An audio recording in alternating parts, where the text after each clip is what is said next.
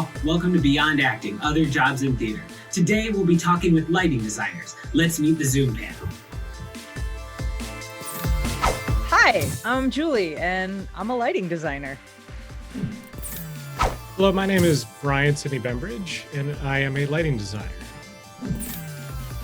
Hello, my name is Kat, and I am a lighting designer. Hi, my name's Sherrick Gooding. I'm a lighting designer based out of Chicago. All right. Well, it's great to have you all here today. Let's get started with our first question. What does it mean to you to be a lighting designer? A lighting designer is somebody who tells a story through light. I'd say primarily the role of a lighting designer is to decide where and how every light in the theater is used throughout the production of a play. Anytime a light changes on stage, whether it's a concert, theater, dance, something that makes you move and wiggle and jiggle, and that's me. Interpret the mood, the tone, often time of day. So it's our job to craft the story through, we can sculpt and paint using light. I help set the mood. I help set the tone. I help tell the story. I think the best quote I was ever given is that the role of a lighting designer is to support and enhance the storytelling presented on stage. And that's how I view my job, is that I am using an element of light to really reinforce and elevate the storytelling being presented on stage. I tend to work these days a little more abstractly than I used to in the old days. So it's really more about mood and tone and how that affects the words of the play. What I really like to say is I turn on light switches, which isn't at all what we do anymore. Everything is much more fancier, but people get the fact that I can walk over to a wall switch and turn it up. Makes sense. How about process? From offer to completion of contract, what is your process like as a lighting designer? Yeah, that's a really interesting question about job descriptions in lighting designers. It really runs the gamut in how what my contract falls under. Lighting design can be a lengthy process or a short process, depending on when you're brought into the show. If it's a brand new work, well, that is much more different than when I am charged with recreating somebody's design, which I have to do a lot in dance festivals. My role starts early in the process with the director and discussions with the rest of the design team as we collaborate to kind of form the world that the play will take place in by evaluating the script. Read the script 2 or 3 times, depending on how familiar we are with the story. I read, I assess, I analyze, I take notes. I'll do a bunch of visual research, both historical research on any specific themes, locations, moods. I do a lot of mood research. Kind of what does a happy feeling look like? What does dark and emotional look like? And so I'll gather together visual research that I can put in a packet for the whole production team. Generally, you talk to the director first, and then you meet as a team, whether it's on the phone or in person. And you all sit down and collaborate and talk about the play and what the play means to you or how it affects you. Find out the direction we're taking the show. We all, in the ideal world, we all agree on a direction the show is going, why we're doing it, who we're doing it for, what is our concept. I often collaborate with the set designer and talk about how we can get light into the set. Based on that, I usually go back and read the script again with that in mind so that I can fully form the show in my head. I read, I assess, I analyze, I take more notes. I start thinking about kind of what direction that concept is for lighting. How do I tell that story using light as a tool that complements the set, it complements the costumes? What's unique about lighting is my job is a little lighter up until Tech Week, the week where we all get in the room and make it happen. We discuss the whole show all together several times throughout the process as we make all of the plans. Once things are a little more set and we're agreeing upon where the show's going, I take that information, okay, all the visual research that we're doing, and translate that into the technical drawings. We do that through a myriad of technical terms like photometrics, plots, paperwork, hopes, prayers, dreams. From there, I look at the model and the drafting, and I start drafting. Through those discussions, I'm also designing the light plot, picking the colors for the lights, thinking about elements that will be important. I'll create a light plot, channel hookup, all the technical drawings that you need to decide where the lights need to go, what color needs to be in them, if they need texture, what types of fixtures they need to be to accomplish the overall feeling that we're going for. And then that goes off to the master electrician, and it gets budgeted. Sourcing and renting equipment and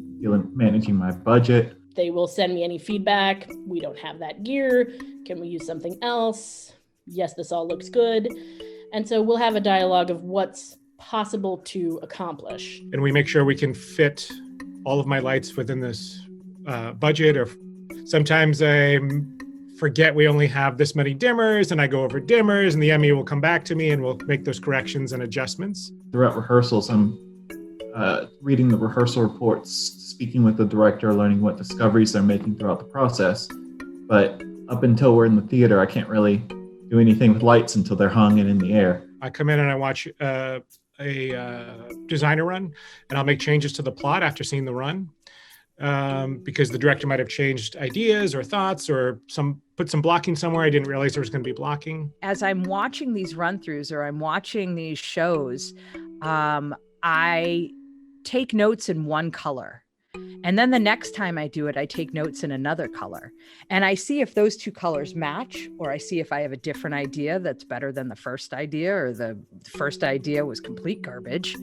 And then that's how I begin to build my show. From there, the master electrician takes all the info and hangs the show.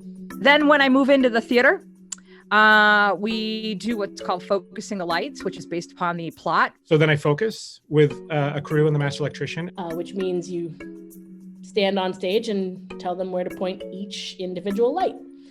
I love focus. I think it's a lot of fun. We get to shape the beams, create the overall world.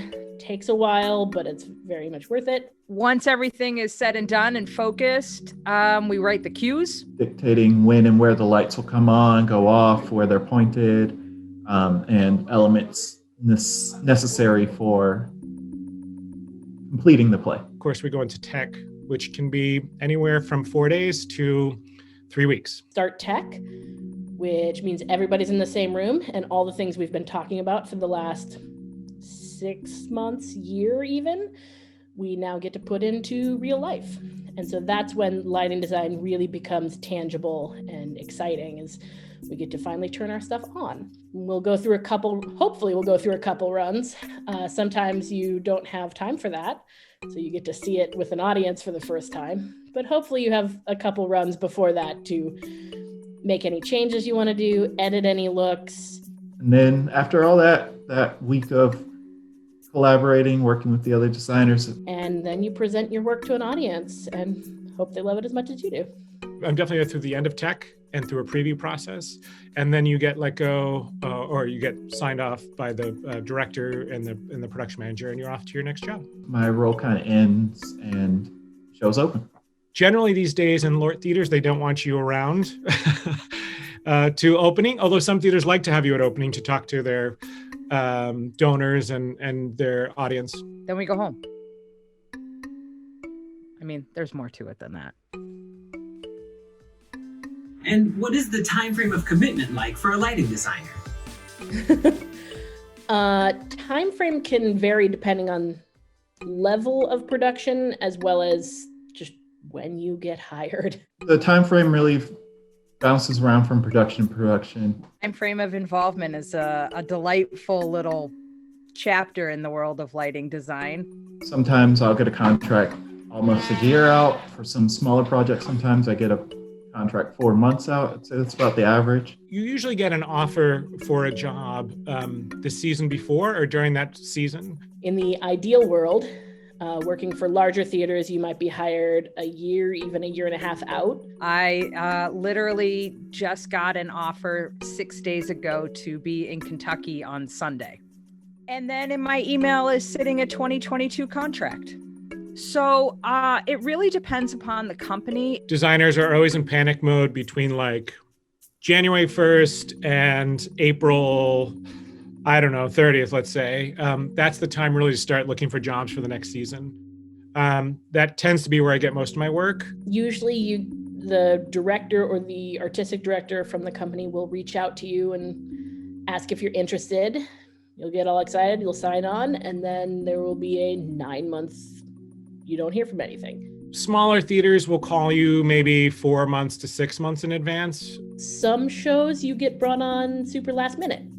And so you may be coming in and you have 1 week until your paperwork is due, and then you hang and focus the show, and it's all a 2-month process. Often the process will start right away, depending on how busy the director is. My time frame, it really can vary. Throughout a lot of that early time frame, like I said, is time spent evaluating, thinking about the show, up until the point where I'm actually doing the design work. You'll start meetings with the whole production team about 3 to 4 months out, and then you'll really buckle down and start making solid decisions, getting paperwork in and renting gear about 2 months out. Yeah, I'd say it's just mostly a lot of conversations up until we're in the room together and presenting stuff on stage. The week before tech is usually load-in. Sometimes if it's a smaller storefront theater, it's the day before tech is load-in. Get all your gear up, get everything set. Tech week is usually a week to larger shows might do 3 weeks. Broadway does a year. Depends on how much they're willing to pay you to prep the show. But usually it's about a week. Then you have a day or two of previews. Some larger theaters have a week of previews, and then your show. Once we hit opening day, lighting designers get to peace out. We say, thanks so much, hooray, have a little celebration with the team, and then we're on to the next show. So the show actually gets to run without us. Sometimes some of our colleagues have to pull out at the last minute and you're a substitute. So there really is no time frame. That's quite a variation. What about your favorite part about being a lighting designer? Oh, there are so many good parts. My personal favorite part of lighting design is almost the psychological aspect of it. Well, there are several great things about being a lighting designer. You're kind of the icing on the cake often. Best part about being a lighting designer is the time crunch, which is followed very quickly by your next question of what is the worst part of being a lighting designer? And that's the time crunch. There's an old story about like people doing a show set in the winter, like set in the Antarctic in the middle of summer in the South. And the audience was complaining how cold the theater was, despite it being a record high outside, just because elements like the set and the lighting were so good that the audience was in the Antarctic with the show. To put this into a little bit perspective, our colleagues' costumes and scenery, sound, they all have the ability to work ahead of time, right? Video as well, because they're creating, we're making. Best part is I get to paint people with light. I think that is probably my favorite thing in the world. The best part really is being that icing on the cake, I think. It's really you and sound that sort of give it those little pricks of interest and beauty and moments of, of course it could be when the scenery is moving or something that comes into the light, or an actor does some blocking that, but the best part is really sort of we're the finishing of the design. It's that ability to influence people using nothing but light, something so that we take every day, that we take for granted every day as lighting, can have such a profound influence on how someone perceives something. Get to work as part of a team to help realize everybody else's vision as well, because without light, you can't see any of it. Without light, the costume doesn't glow the way it needs to glow. Without light, the scenery's just a bunch of wood on stage and doesn't have a grand presence. And so getting to interact so closely with the other production elements is something I love too.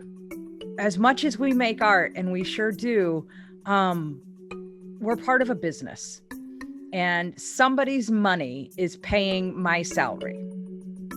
And I take that very seriously and to heart so that I'm walking in to do my best job. You do come in last, and your process is very theoretical in terms of light, because some directors can see light, some can't. Generally, until they see it in the theater is when they can really grasp a hold and understand everything that we've been talking about. So the best part is the time crunch. The worst part is the time crunch. The ability also to invoke emotion simply through lighting. And those just guttural reactions from people without necessarily them being aware that that's what we're trying to do, or that why they feel this way. They're not even sure why I feel sad all of a sudden, not knowing it's the technical elements of the show. And we've kind of touched on this a bit before, but what is the worst part about being a lighting designer? The worst part about being a lighting designer, that's hard to say. The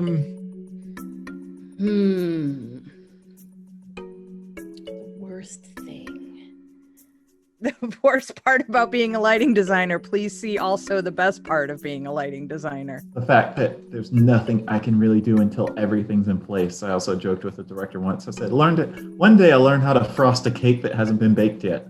Like, the lighting comes in and just really is some of the final touches on a piece after a lot of other things have been discovered. Sometimes lighting is the last to go into the theater, and we have to be really kind of quick and diligent. Sometimes you're lucky to be an integral part and you're part of the cake, but often lighting is, like I said, enhancing what's already being presented. Okay, the worst part, which I don't do anymore, so because I have my assistant do it. The worst part used to be drafting the plot. I hate drafting. I hate drafting so much. I love it when things end up where I want them to, but I don't want to do the drafting. I love the math of the drafting, but the actual computer-aided drafting, CAD programs, I hate them. I am old enough that I used to do it by hand. There's actual articles, even when there were computers, of me talking about doing it by hand, and I used to do my paperwork by hand. Channel hookups, but now I have assistants that do that for me, so it's not nearly as bad as it used to be. You're last to the party with your elements. I'd say that's one of my least favorite parts. It's not the creative part; it's the analytical part and the math of it. That is the worst part for me. I love being in the theater and turning things on and off and timing, and the rhythm of that is way more fun. So yeah, drafting is the worst part. I'm sorry to say. I feel like for me, there is no worst part. There are a couple things that kind of irk me a little bit. Nothing that would ever prevent me from doing this because I have to do this. This is what I love to do. That's so goofy, right? There's nothing wrong with being a lighting designer. No, sure, there is.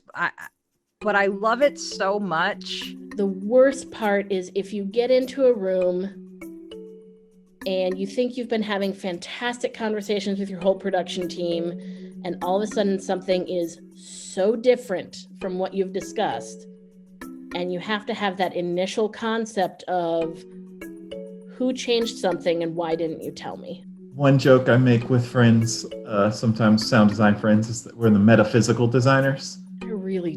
That's a hard conversation to have. Everybody thinks someone's getting blamed, and you just need to get information, and that's pretty bad. I don't know. Time crunch. I'm going time crunch.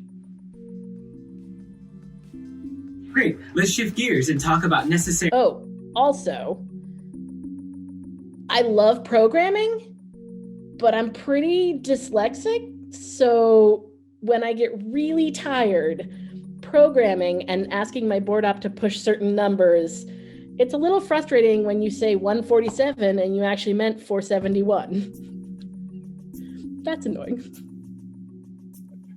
Late nights can be the worst, all part of the time crunch. Now let's jump into the necessary skills that make for a good lighting designer. Necessary skills for being a lighting designer.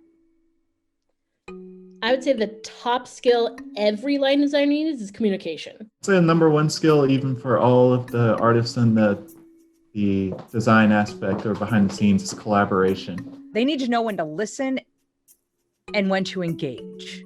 We are in a collaborative art form. Now, of course, this is my opinion, but things that make a great lighting designer are artists, which we are artists, collaborative at that. No matter what, the product put on stage is a group effort.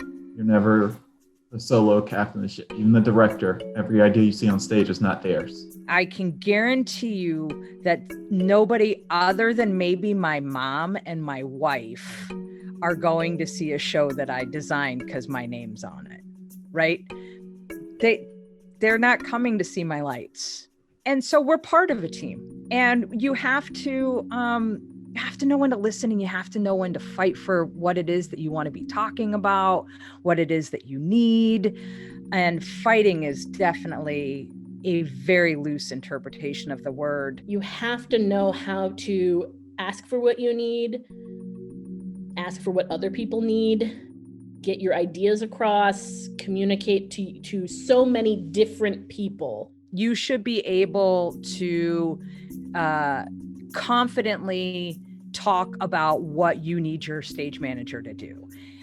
You need to be clear on how you want that to be executed. You're communicating to electricians and your master electrician and people who are super technical and their brains work in a certain way that really wants to speak gear.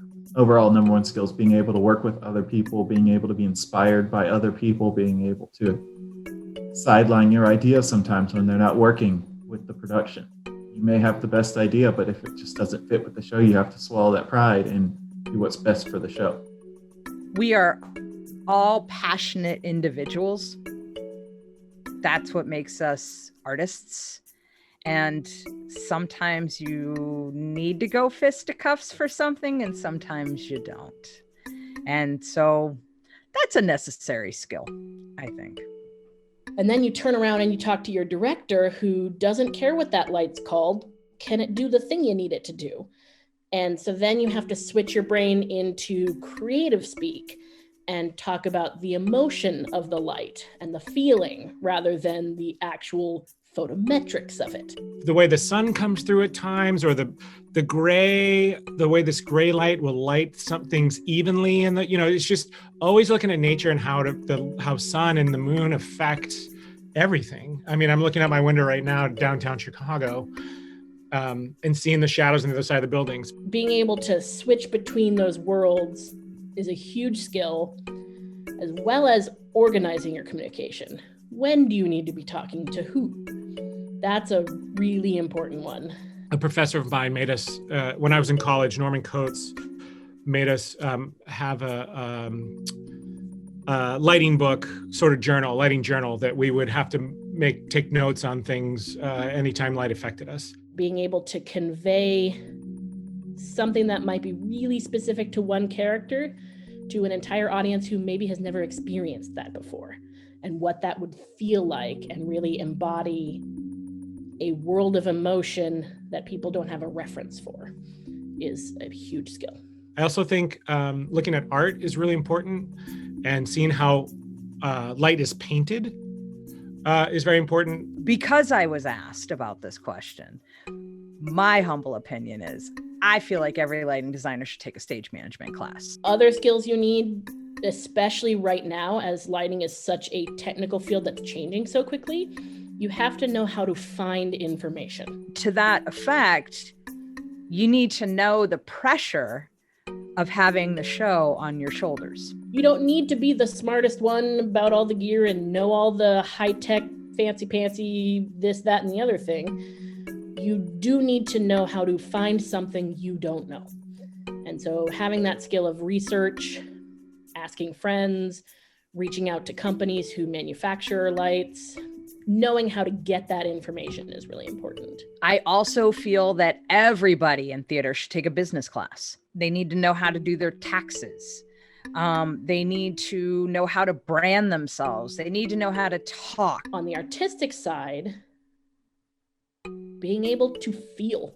You have to be able to feel. Understanding how light can affect one's mood and an actor. Relating to human emotions, relating to larger emotions, the overarching story, that makes good lighting designers great.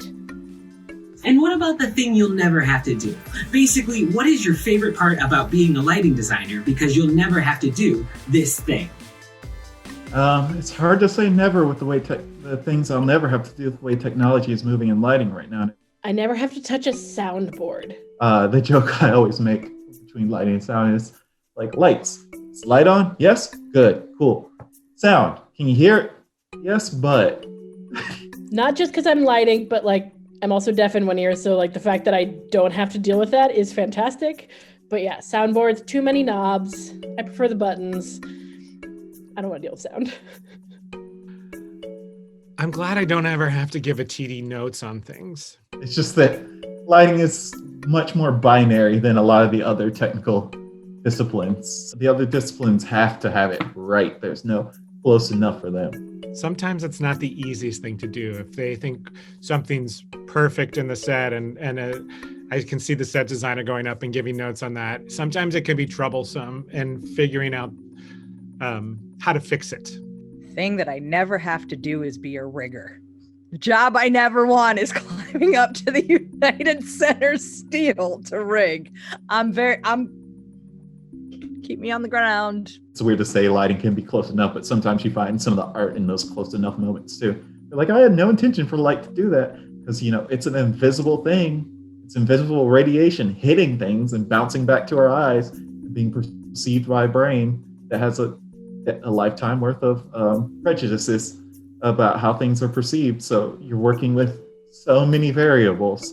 I don't love heights. I really, really don't. It's not my favorite activity. But if you're hiring me to be a lighting designer, you're not hiring me to be an electrician.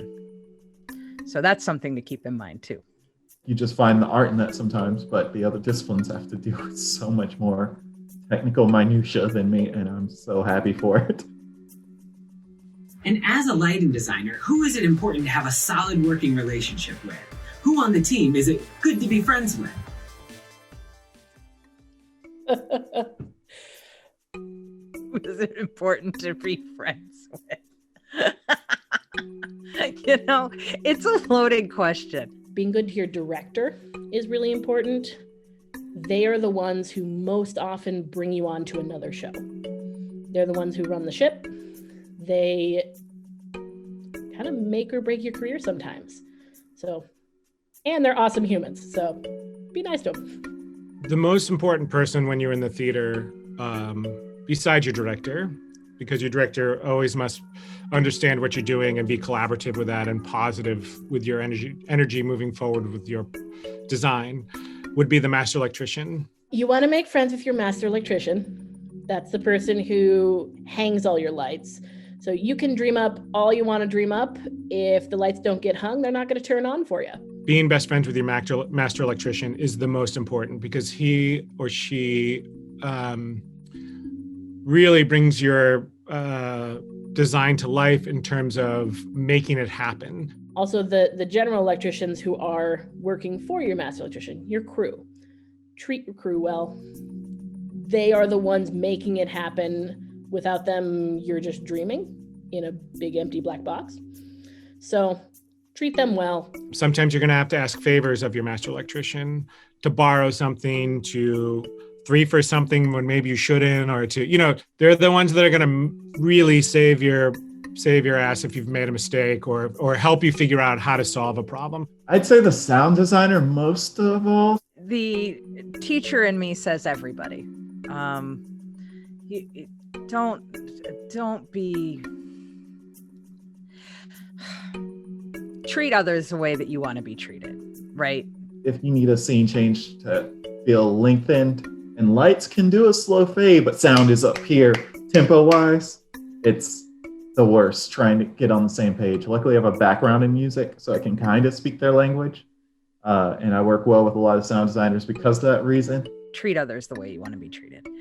That's the golden rule. Sound designer will be a lighting designer's best friend because so much of how things are interpreted to people is visual plus auditory information. Just like when you eat something, it's not how it tastes, it's how it smells. A scenic designer can put really tall scenery in that then I can't get to the battens to focus. They can change the color of the paint on me at the last minute. Costume designers can give me some really weird fabrics. Really, I think the only person, nope. Sound designers can put speakers in my way. Say scenic secondary, because if they build a roof on your set, there's nothing you can do about that. You just want to take an axe to it sometimes. Projection designers. Oh man. The amount of times that I have to yield to video. Sound designer will make the art move well. The scenic designer will just kneecap you sometimes. And then the stage managers, you can really, I think they can hurt me the most, but I think everybody can give me a run for my money. So that being said, I want to be friends with everybody. Your production team is your family on this project, and you're all gonna not sleep for a solid week. You're all gonna be stuffed in a room that's a little bit uncomfortable. You're all gonna be hungry and cranky and be shoved together in a situation that maybe is not ideal. And so you just want to be good to each other and really enjoy it. And what if somebody is interested in lighting design but wants to try something slightly different? What are some other jobs that person might want to consider? Lighting might not be for you, and that's okay. There are plenty of other disciplines in theater and dance design and technical theater that don't require that fast pace, quickness. There's all sorts of jobs out there that relate to lighting design, but might not just be the lighting designer. But without all of those jobs, we can't do our job. I am at times a Jill of all trades, and I do have stage management, and I do have production, and I do video. Projection design sometimes. I know some lighting designers do both. The master electrician who takes all the information of Crazy Pants creative lighting designer and makes it real and solid and organized. And that's a great job if you're really technically minded and you like information and data and gear. That's a really valuable job. And the tech of it, I know, gets a lot of people interested. There are some super talented master electricians, the people who just handle the ins and outs of the lighting plot, that are great at their job and have no desire to design the lights. They just want to work with the cool toys. You can be an electrician. You get to come in and hang every single show and see the difference between the designers. You often get to watch the shows. I would honestly say that I have had the distinct pleasure of exploring all of the avenues in theater and dance that I've wanted to. And I encourage everybody else to as well. The old days, it used to be set designers and costume designers were in the same path because they're both tactile artistry. But these days, which is a more British way, actually, is to have scenic designers and lighting designers. Have one person do the two jobs together. There are so many great jobs that are related to lighting. The assistant lighting designer, often people think that's a job where it's your step up to lighting. People make entire careers out of being assistants, and they're so valuable. They're wonderful people, but they also don't have the full responsibility of making the final decision. They get to organize a lot of things and be very good at paperwork. Very important. It does, to me, often make sense because you're lighting scenery as well as people, and understanding how scenery works is really important. So I think a lighting designer is, it would be great to do both scenic and lighting design together. Also, if it's not theater, corporate work and touring. Two of my close friends from college, one of them works for Diplo now and tours the world. One of them has been on Katy Perry's tour and just did all the MTV awards and all that stuff that's just been virtual, and the lighting incorporated on that. And he tours with bands, but he has the theater background. The crossover is really not that different. You can develop software for lighting. There's a ton of that. Programmers. So the person who's actually pushing the buttons on the light board, they make the show happen. And that's a fantastic job, and pushing buttons is a lot of fun. There's something to be said for what's often called the flash and trash when you go to a concert, where it's just a bunch of bright lights going off and flashing, and it's visual spectacle. But when done right and with a certain artistic eye, It can be flash and trash, but it's still got movement to it. Your eye is focused somewhere, and that's some of the training and practice you learn in theater. You can be a spot op. So a spot operator is way up in the rafters, not your thing if you're afraid of heights. And they get to control where the spotlight hits and follow actors around and actually help shape the lighting design every single night of the performance. You have people backstage who their entire job is to check the lights. Keep trying something until you find what it is that you're passionate about. I think being an actual artist, whether it's installations of light or painting, the way we see things is also, I think, outside of theater, a really great job to have as well. If you know that theater and the arts are where you want to be, you'll find your home. And on to my favorite question. What is the coolest or weirdest thing that you legally skipped dealing with taxes on? The strangest or wildest thing I've ever... I know there is something crazy after 25 years. Tough one. Because for lighting, I don't often offer up my own money to do much of anything. I mean, I got to deduct a lot of things as I was on tour with a dance company and got to deduct a lot of things there. Oh, we went to Hawaii with that dance company. And so I got to deduct a trip to Hawaii, basically. My most recent purchase was my new iPad Pro with the Apple Pencil and the AirPods. They paid for it, but everything I purchased there, including some windsurfing rentals, which was awesome. I'm a windsurfer, so that the day off there was not too shabby. That was a lot of fun. As lighting's, it's not as many fun things like, I rented strips, 6-foot strips, and put them in my car. Like, that's not as exciting. Or pixie lights. Like, no.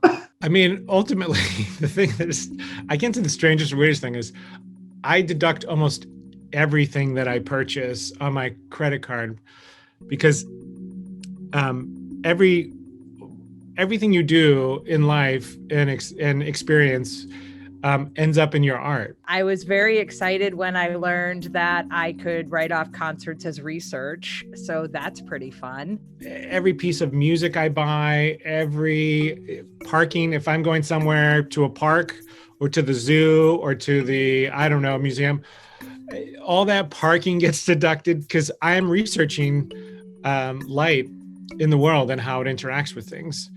It'd probably be like something like my Nomad dongle or wrenches, like weird spanning tools.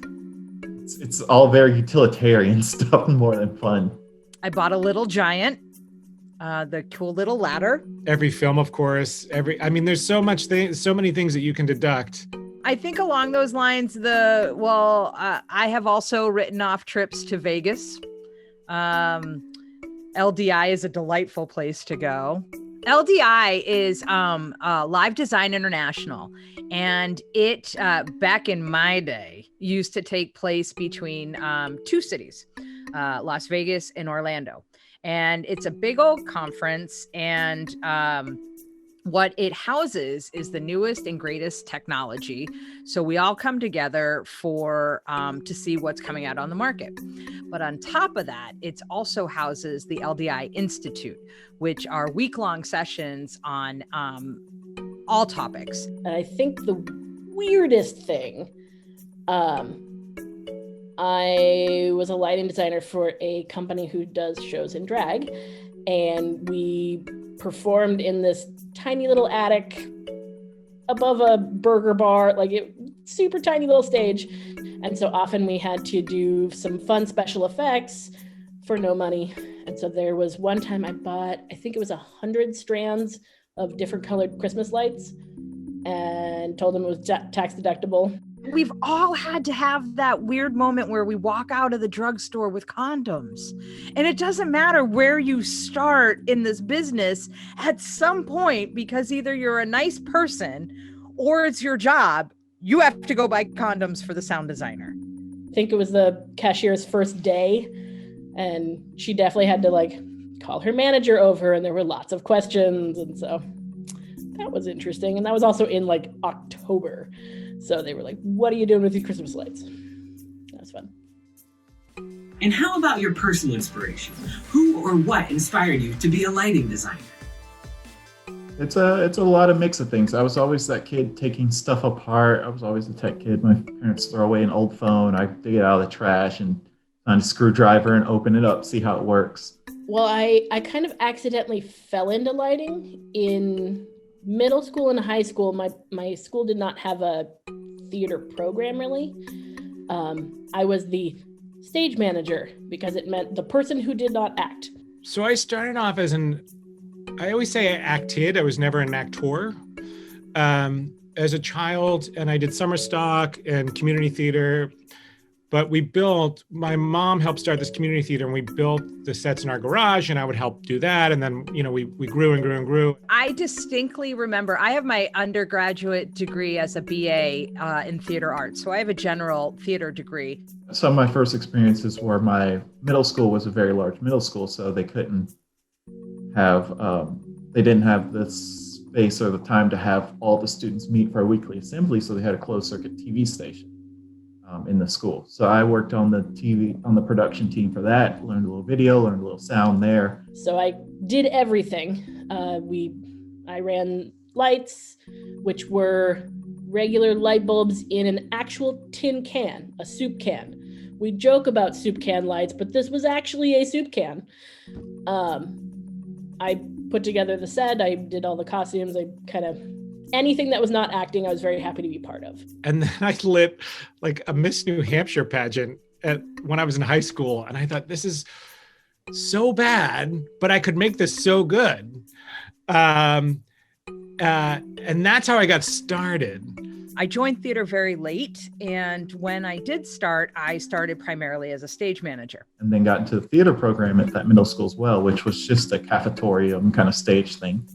And I applied to be the lighting designer. After I interviewed, they gave me the sound position, which I didn't even ask for. It's like, you're going to be our sound designer, sound engineer for the season.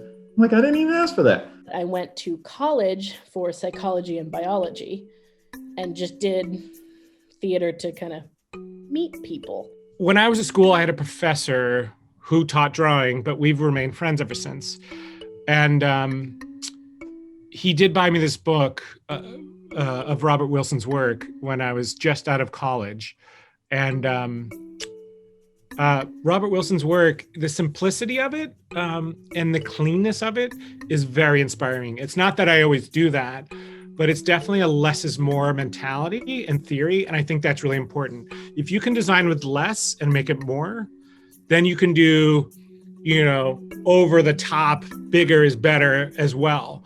But without knowing that less is more, it's hard to do the other well, I think, in my mind. So Robert Wilson's is a huge inspiration. I got to lighting late, and I can recall this like it was yesterday. I was sitting in my living room in Cleveland, Ohio, and I had put in my VHS tape.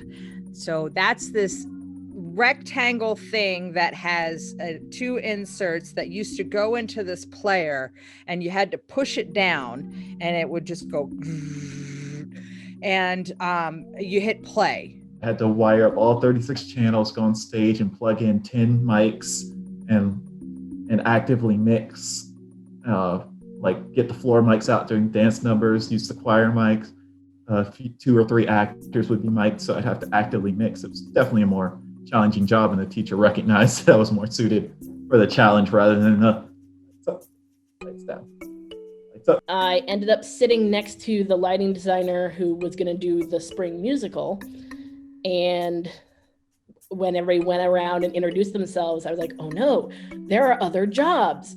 Years ago, this same professor, I called him because I won an award that another professor was nominated for, who told me I would amount to nothing. And I won the award. So I called my friend I called Clyde to tell him that I had won the award, and he looked it up and he said, "Are you an idiot? I can't believe you did not. You won the award with Robert Wilson." We both won the lighting design award and set design award for a play I did in California and LA many years ago. So I put in my VHS tape of Pink Floyd's Pulse, and that was it. I was done. I switched schools from my 8th grade year to a school that had a much more robust theater. During our assemblies, I noticed principal speaking. I looked back into the tech booth. I see some friends I made up there talking and just ignoring the assembly. I'm like, oh, that booth is soundproof. I need to get up there. They're all individual jobs. Well, I think I like lighting. It's something I always really enjoyed doing. And the woman next to me, Abby, basically said, great, you'll be my assistant. Mark Brickman is a god. He took a band that stands on stage and plays their instruments so nonchalantly.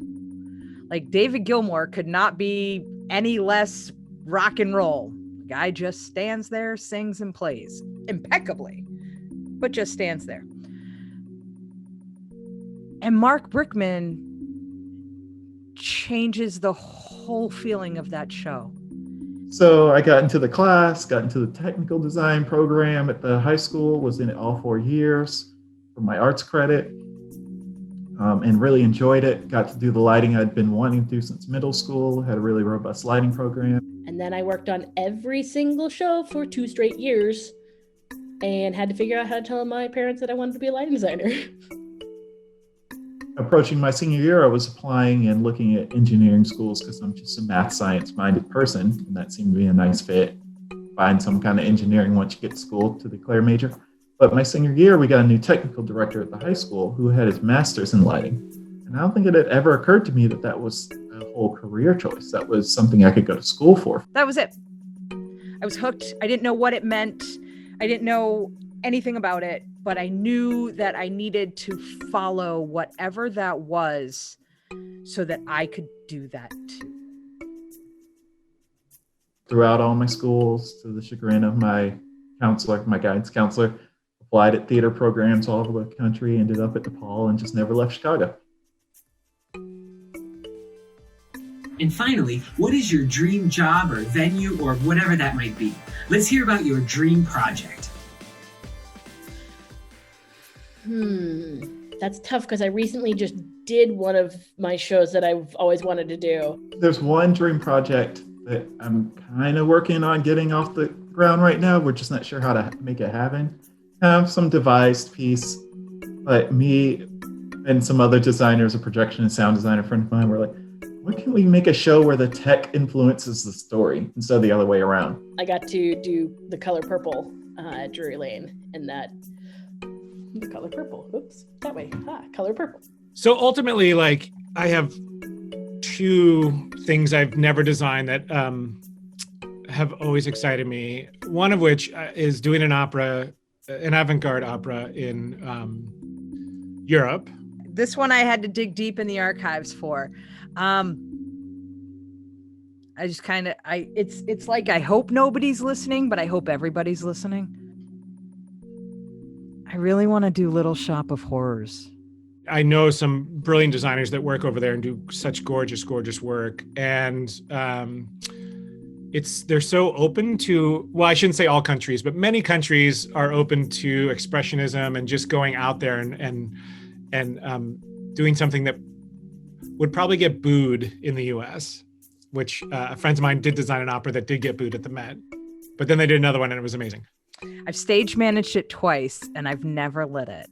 I wouldn't mind doing the Fantastics. That's a pretty fun little one. Figure out the technical elements we want in a show to make the tech first and all the wow moments of a show and devise a script around that.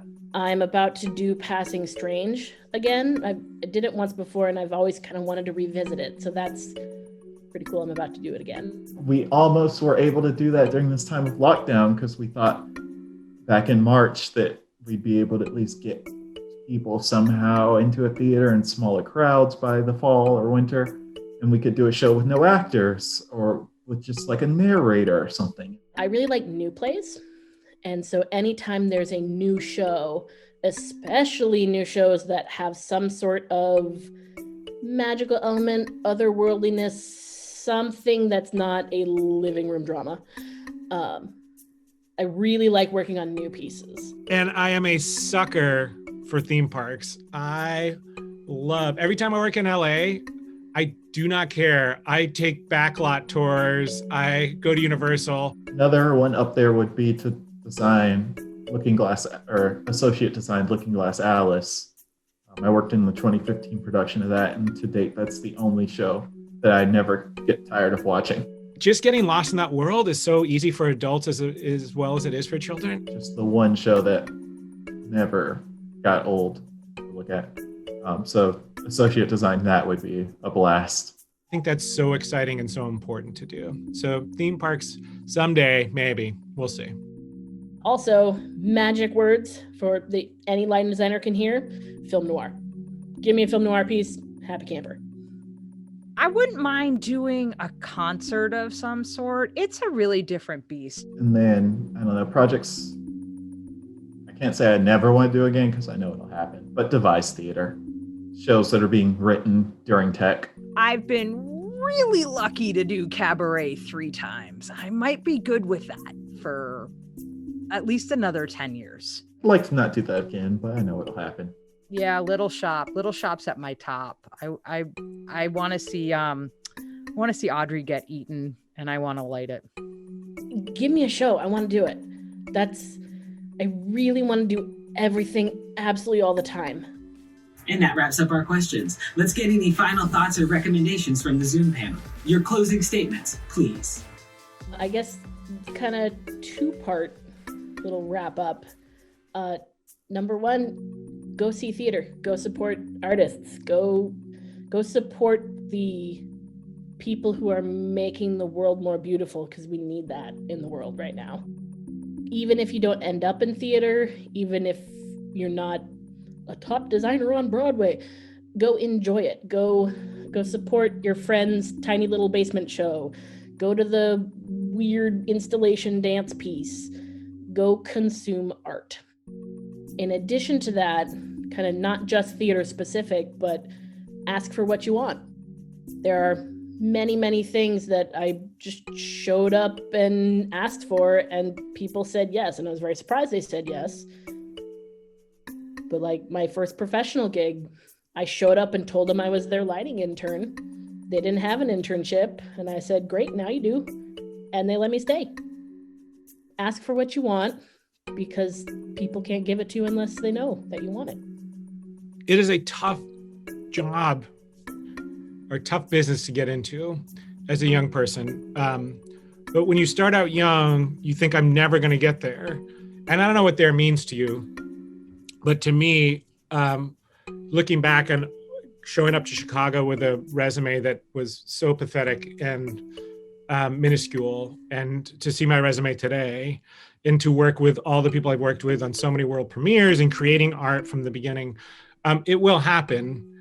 I don't know how long it'll take, but I promise you it will happen if you keep doing good work. It's the people that you know that get you there, and it's your work that will keep you there. So keep looking up and keep creating, whatever that means. Get your TSA number. We are going to travel again. We are going to do things again. We're going to come back.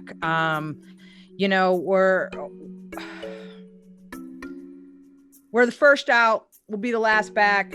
We're the most resilient. Be ready to go. Ooh, get your passport.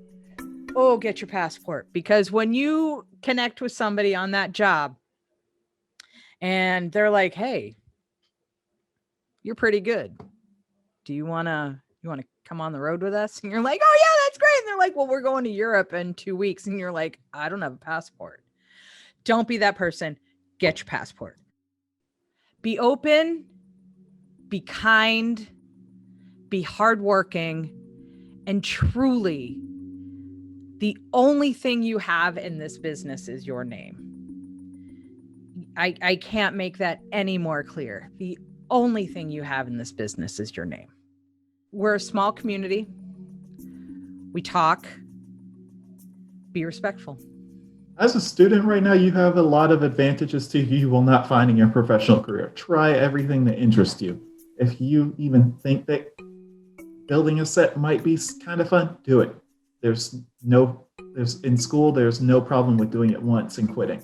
You'll have the experience and know something else for it. But try everything at your resource. Use all the resources you have right now. Do not be so committed at 18 to that one discipline. I spent a year looking at projection design, took classes on it.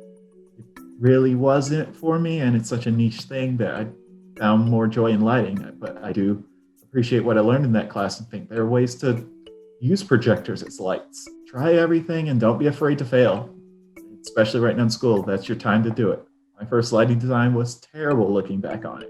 That's exactly when you're supposed to make those mistakes and learn from them. Overall, do everything you can right now, because it's a lot harder to learn different disciplines if you're even slightly curious outside of school.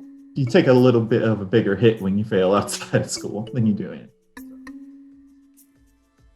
And that'll about do it. Thank you all for being here today, for sharing your expertise with us. Thank you all for watching. We'll see you next time.